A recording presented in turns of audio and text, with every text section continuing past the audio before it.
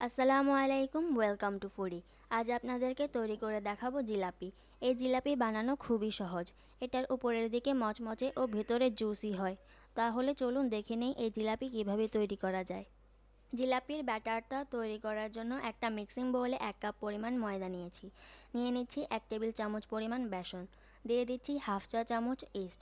এখন দিয়ে দিচ্ছি 1 টেবিল চামচ তেল। তেলের পরিবর্তে আপনারা গলানো ঘি বা গলানো মাখন দিয়ে দিতে পারেন।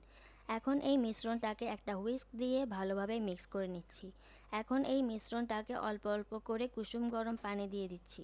ব্যাটারটা তৈরি করার সময় একসাথে পুরো পানি না দিয়ে অল্প অল্প করে দিবেন, তাহলে আপনারা বুঝতে পারবেন কতটুকু পানির প্রয়োজন।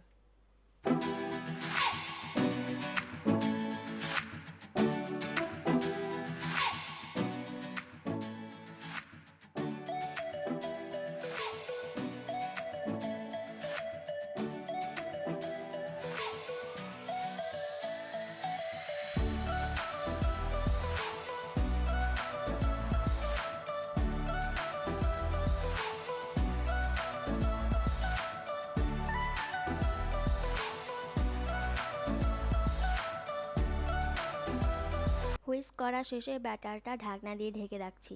ততক্ষণে আমি চিনির শিরাটা তৈরি করব। চিনির শিরাটা তৈরি করার জন্য দিয়ে দিচ্ছি 1 কাপ চিনি ও হাফ কাপ পানি। এখন দিয়ে দিচ্ছি লেবুর রস। লেবুর রসের পরিবর্তে আপনারা 1 থেকে 2 ফোঁটা সাদা ভিনেগারও ব্যবহার করতে পারবেন। লেবুর রসটা দেওয়ার ফলে চিনির শিরায় জমাট বেঁধে যাবে না। আমি এখানে ফুড কালার ব্যবহার করিনি।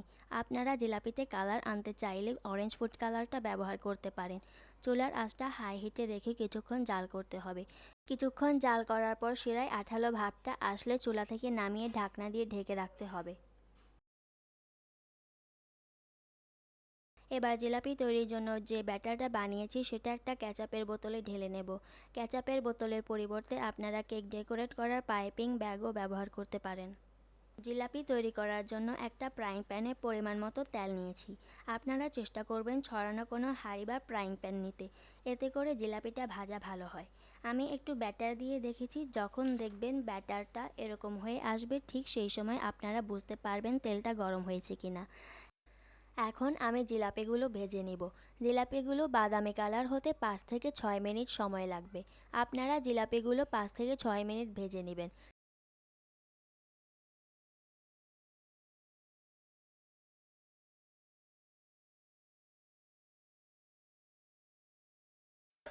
আমার জিলাপিগুলো ভাজা শেষ। এখন জিলাপিগুলোকে চিনির শিরায় দিয়ে দিতে হবে। চিনির শিরায় দিয়ে এগুলোকে ভালোভাবে উল্টে পাল্টে নিতে হবে। তারপর এগুলোকে একটা ছাঁকনি দিয়ে ছেঁকে নামিয়ে নিতে হবে।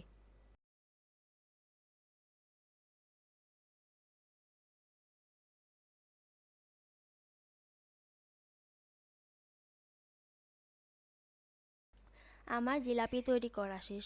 এখন এগুলোকে আমি একটা প্লেটে নিয়ে নিচ্ছি।